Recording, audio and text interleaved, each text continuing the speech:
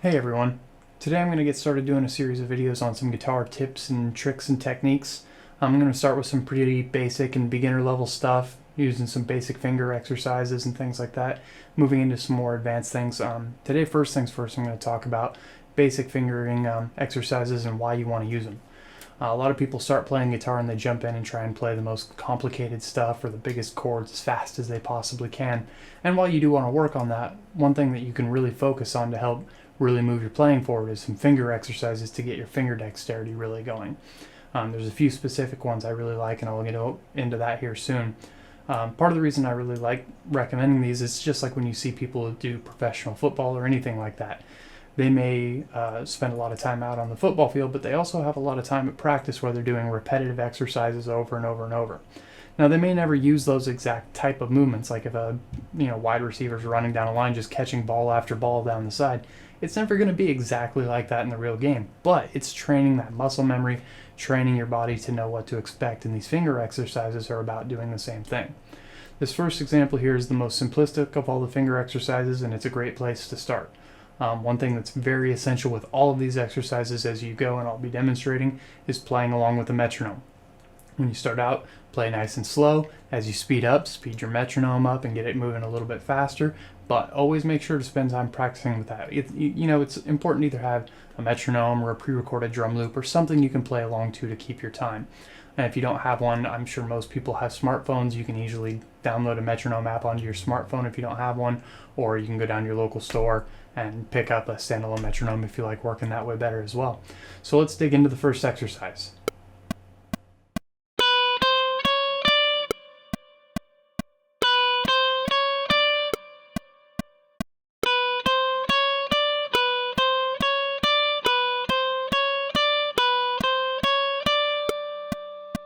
The important thing to know with this first exercise is that you want to really slow things down and make sure you're getting every single note really nice and tight. You want to be fretting them nice and cleanly and making sure every single note is heard and rung out really well.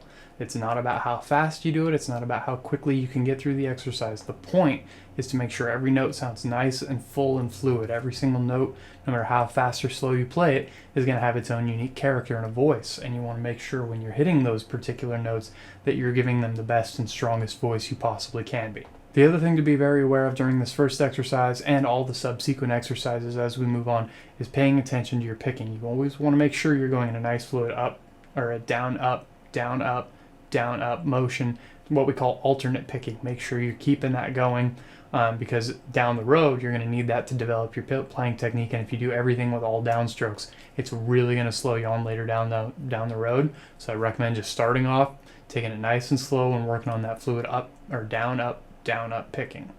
So this second exercise is a variation of the first exercise. What we're going to do is we're going to take the first concept of moving up one note at a time and move that all the way across the guitar, and then once we get that down, moving it back up the guitar. So let's dig in and check out this second exercise.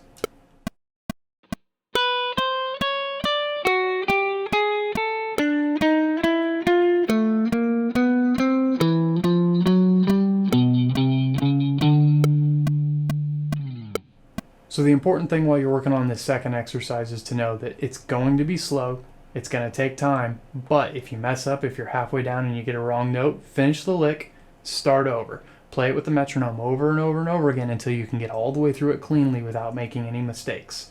It's more important to make it all the way through with no mistakes than it is to play it fast. I don't care if you can do it at 240 beats per minute. That doesn't matter if all you're doing is getting a bunch of nasty string noise that no one wants to listen to anyway. So for all the people out there who are wanting to play guitar fast, that will come with time.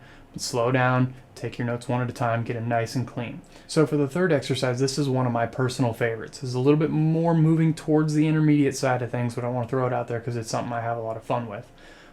This is one that you can do in various patterns up and down the neck, and I'll play a couple examples of that to make it a little bit more fun, a little bit more interesting. It's something that at least I still to this day can sit and do for a long time throughout the day. I can just sit down, grab a guitar, and throw on a TV show or something and mindlessly do these exercises. Not completely mindlessly. You want to be paying attention and making sure you're hitting things fluidly, but it takes a little bit less effort than, say, trying to work on something musical or something memorized. So let's check out this third exercise real quick.